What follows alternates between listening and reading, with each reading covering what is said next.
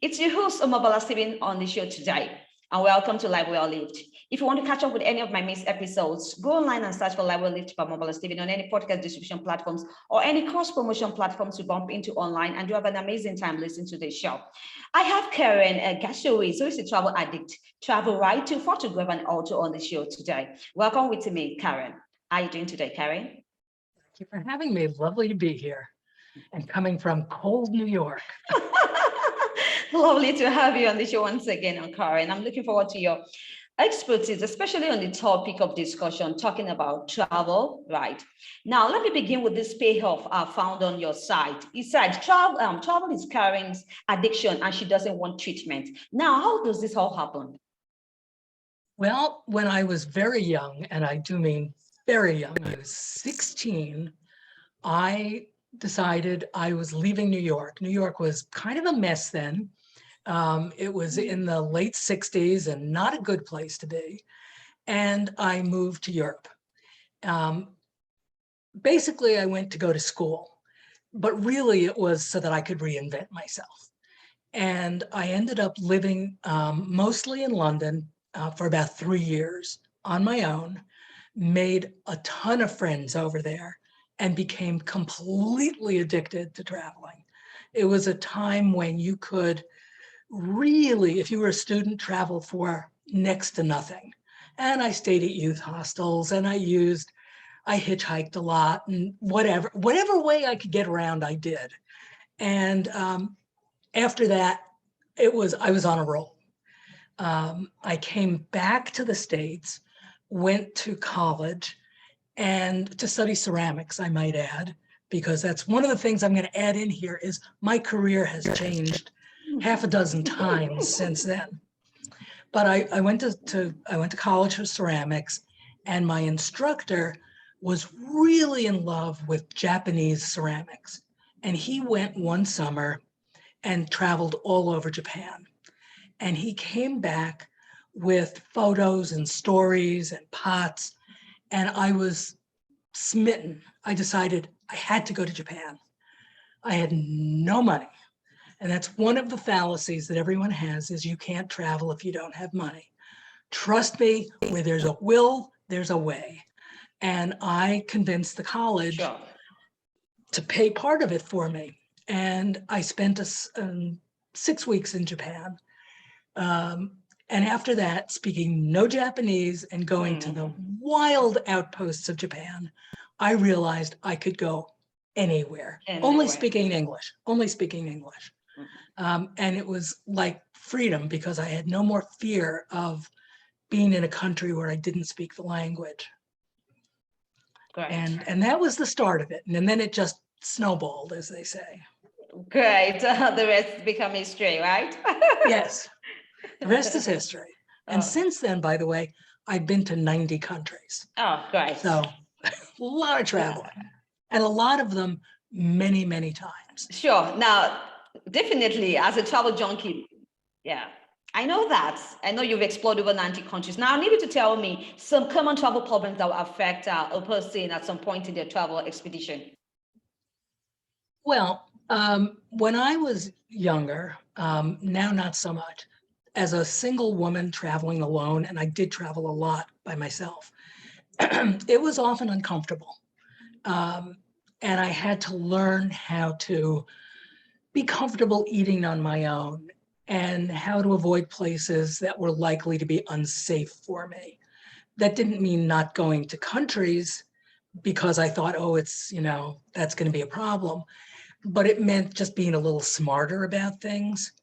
And in fact, the only trip I've ever had where I was really scared was a business trip, which is the other piece of this that I found. After ceramics, I switched careers to become a marketing consultant so that my clients would pay for my travel.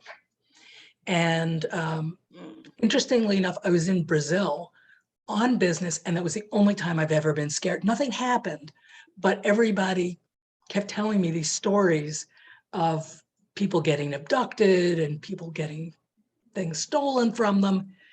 And as I say, nothing happened, but it was scary. The other thing is you have to get pretty savvy about who you connect with. And I've connected with tons of people all around the world. And you have to be a pretty good judge of character quickly, because there are lots of people who want to take advantage, particularly of women. But for the most part, people are fabulous. They're helpful. They want to be helpful. They're curious. I've had experiences where, excuse me, I'm very curious, but they're equally curious about me. And especially coming from New York, which is a city that everyone around the globe knows. People are very, very curious about it. So I get lots of questions, and that kind of opens the door for me to ask lots of questions. And so, part of it is just being able to engage with people, because that's the fun part of traveling. I mean, I like seeing the museums and the buildings and the gardens and the parks, but I really love connecting with people and eating the local food and, going to concerts that are local. That's the stuff that's really interesting. So Right. that's the stuff that I make a distinction between a tourist and a traveler. And a tourist is somebody who goes to see the sights. They go to Paris and they go see the Eiffel Tower and the Arc de Triomphe, and they go to see, just the things that you're supposed to see. I go sit in a cafe and people watch and try and talk with people. I take a bus or the metro and randomly get off somewhere and walk around where people live just to see what it's like. And then I'll sit at a cafe, and almost always somebody will come over and talk with me. And that's the great thing about traveling alone, is when you are alone, people are likely to come over. If you're with someone else, they won't. But if you're by yourself, then they sort of feel like it's okay. And I appreciate that. And I understand that, because I wouldn't go up to a couple. But if somebody were sitting there alone, and I've done it, happy to have a conversation. It's one of those things. A lot of people are afraid of traveling alone, but the people who've done it and who do it regularly love it. And it surprises people who don't. It's like, why would you want to do that? Well, it's got a lot of benefits. So how about you? Are you a traveler? Good to know that. Oh, sure. I love traveling also. Now, that's why I invited you on the show, right? I needed to tell me the difference between travel and expedition. Do you have any personal experiences between the two? Well, if you're thinking of expedition the way I think of an expedition, those are places where you can't go by yourself. It's almost impossible. For example, I've been in Tanzania, and I've been in Kenya, and I've been in where I've gone on safaris, and you can't do that by yourself. It's just not possible. So that's fun, because if you go with a group that does some kind of off the beaten path places, it's really fun to do. Years ago, back in the early 80s, I was in Tanzania, and we were tenting with a group, only 6 of us. And we went out to a Maasai village and had a fabulous time interacting with people. It was one of the most fun experiences I've ever had. I draw well. I was an art student. And so I was sitting there with a sketch pad, and I drew a picture of my house. And one young girl who was, very, very brave, came over and drew me a picture of her house. And then I drew a picture of my family, and she drew me a picture of her family. And so even though we couldn't speak, we were really communicating, and we had such a good time. And I would never have gotten there had I not been with this group. Similarly, I've taken, like hikes in New Zealand where I would not have gone alone because it would have been too dangerous. But with a group, if it's a small group and somebody knows what they're doing and can take you to places that you wouldn't go by yourself, it's great. It's really, really great. So if that's what you're referring to, yeah, that's the difference, is that to me, an expedition takes you to places where you couldn't go on your own, whereas as a traveler, you're going to places that you don't require that. And the first time I went to China, I went on with a group, not speaking Chinese or reading Chinese, and understanding and having read a lot about it. I wanted to get out of the major cities. I could have gone to Shanghai and I could have gone to Beijing on my own, but I really couldn't have gone into the countryside by myself. So I found a trip that went into less developed areas because I really wanted to see both the countryside as well as the cities. Right. Karen, I know that you are a travel photographer. Right. Can you tell me about travel photography? Any personal memories you like to share and any risks that you faced in this regard? Well, I take photographs constantly. I probably, how many tens of thousands of photos I have. And I am always very careful. If I take pictures of photo and their faces, very obvious, I will always ask permission. I wouldn't want somebody taking my photo, so I'm not going to take a photo of someone else unless they agree to it. Because I think it's just rude, quite honestly. And for a lot of cultures, it's really invasive and it feels like you're stealing something from them. So not something I would do. If it's a group, it's one thing, but to take an individual, absolutely would never do that. But taking photographs is one of the joys for two reasons. One, you can share the experience with other people. I tell lots of stories, but the photos add another dimension to it. And the other piece of it is you go back and it sparks memories for you of all kinds of things. The other thing was my mother, when I was very, very young, and when I say young, I mean like 6 or 7, started me doing travel journals. And we went to Florida. That was a big, big adventure.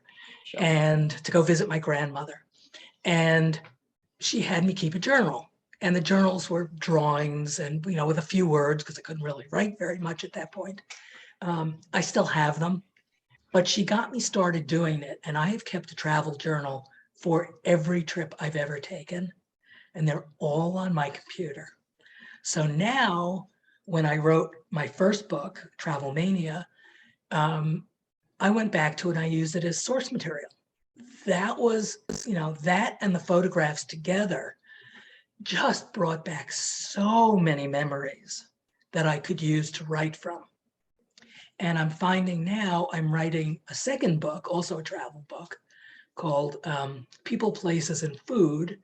And that one, I went back into journals that I hadn't read in years and went, oh my, I remember that. What a great story.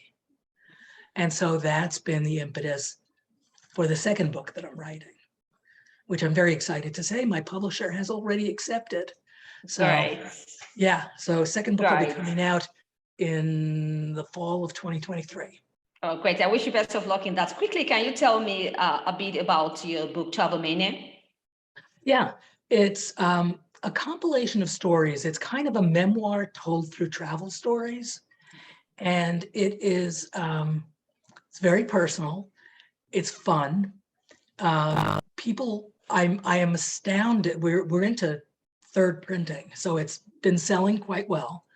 And people who I don't know at all have written such complimentary things about it. I'm delighted with it.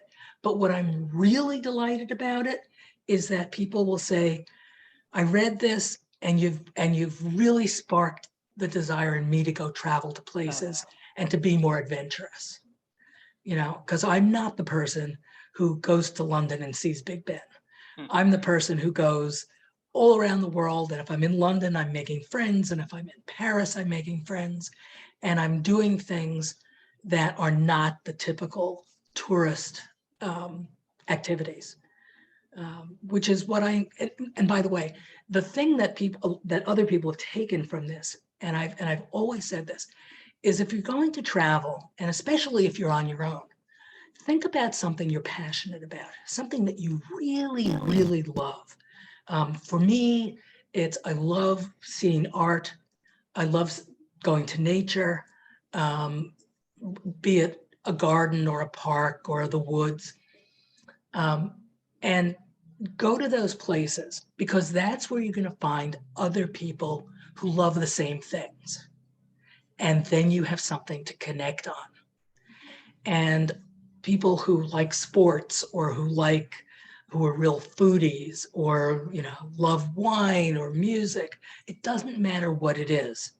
But if it's something you love and you go out into the world and go look for it, you're going to find other people who love the same thing. And that's a fabulous way to connect with people. It really is. And I highly recommend that, which a lot of people don't think about. It's like, oh, I want to go to that city. Well, why do you want to go to that city? Or I want to go to that country. Why do you want to go to that country? Is it because somebody told you it's a fabulous city? Or is it because there's something there that's really going to be exciting for you? That's why you should be going somewhere. So, and I can always find something to be excited about. I'm sort of fascinated by everything. I'm very curious.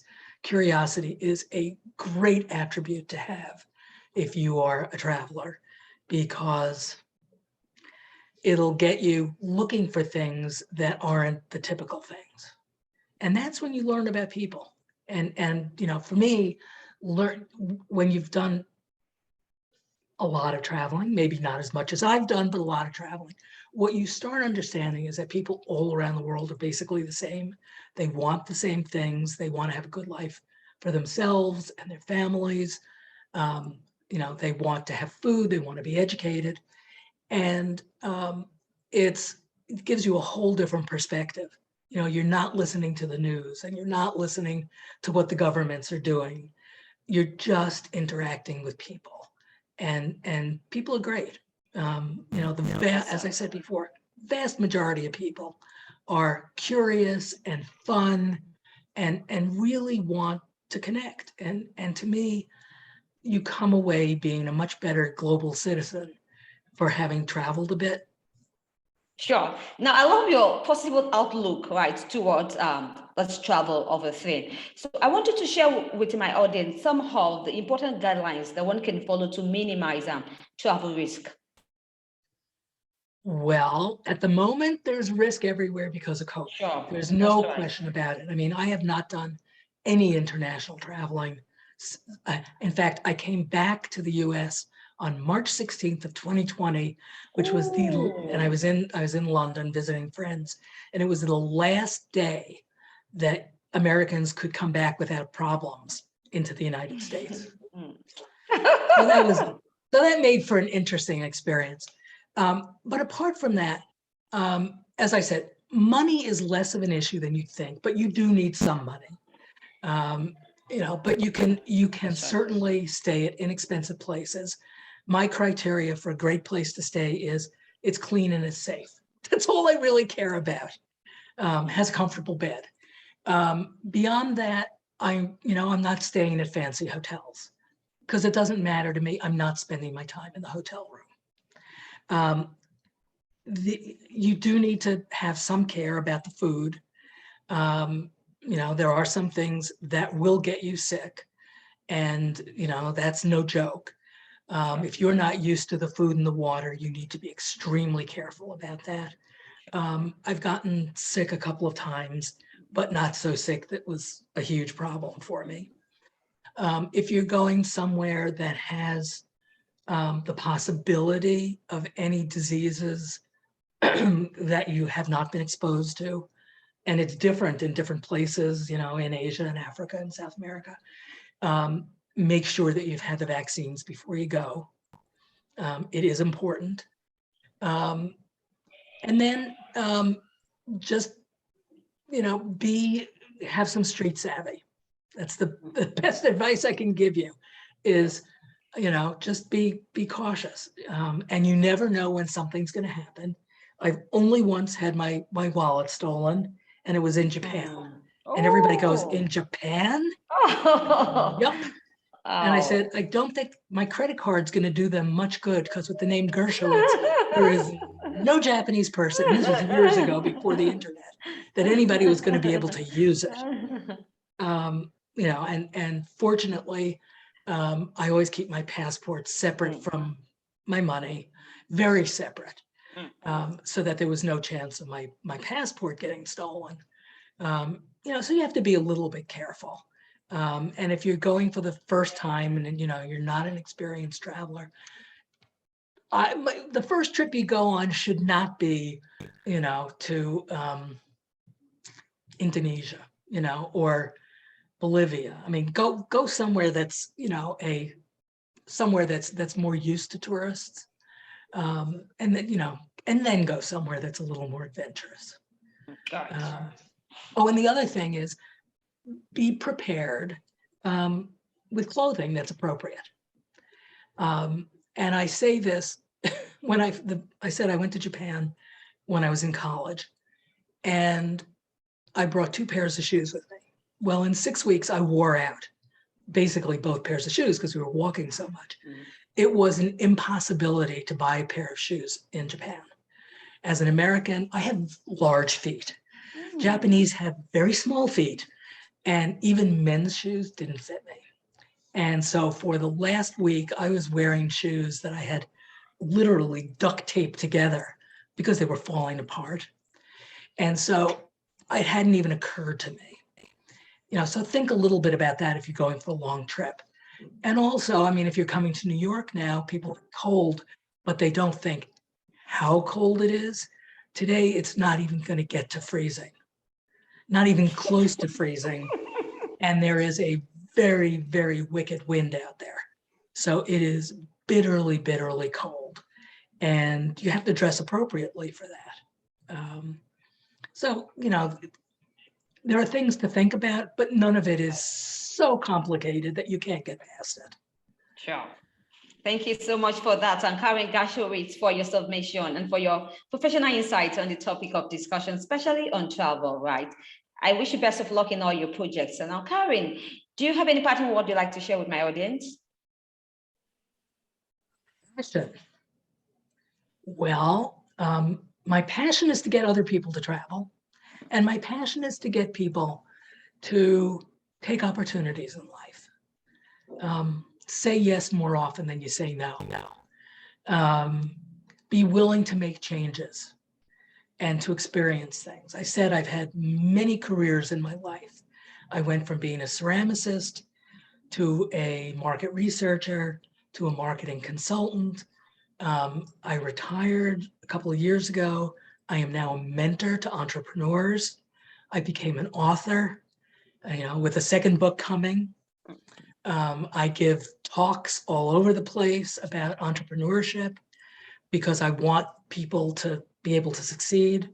Think about other people and what you're really passionate about in your life and follow it, because that's, for me, the way to be happy in life is to follow what you care about, and also to think about other people and what you can do for them and how you can help them to live really fulfilling lives. And for me, that's kind of the bottom line. So I've tried to live by that, and so far so good. Great motivation you've got here, Karen. Thank you once again. Any social media connections on your website? Well, there are all kinds of connections. First of all, I've been, since the book was put out, by the way, the website is KarenGershowitz.com. And Gershowitz is, I'm sure you're going to put the name up there, so I'm not going to spell it. It's also got hundreds and hundreds of photos from my travels. So even if you don't read the book, and I have a blog up, so you'll get to see the kinds of things I've been doing.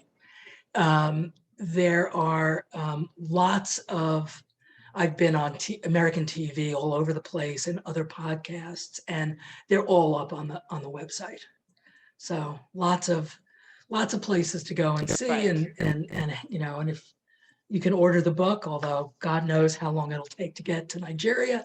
I hate to think. My friend in London, it took him a month to get it in London. So, but hey, it's worth a shot. You No never problem. know. When I And come over to New York, I'll get there you mine. go. And there is an ebook. So Oh, good to know. Good to that's the know. other possibility. You can always get the ebook. That's right. That's right. But definitely go onto the site to go see the photos because they're fun. They really are fun. Great. Good to know that.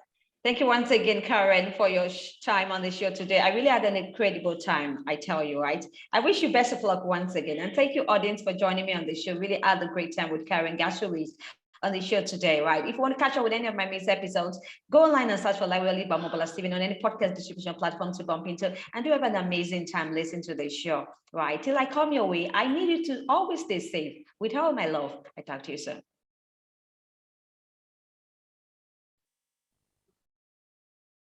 Thank you. I didn't know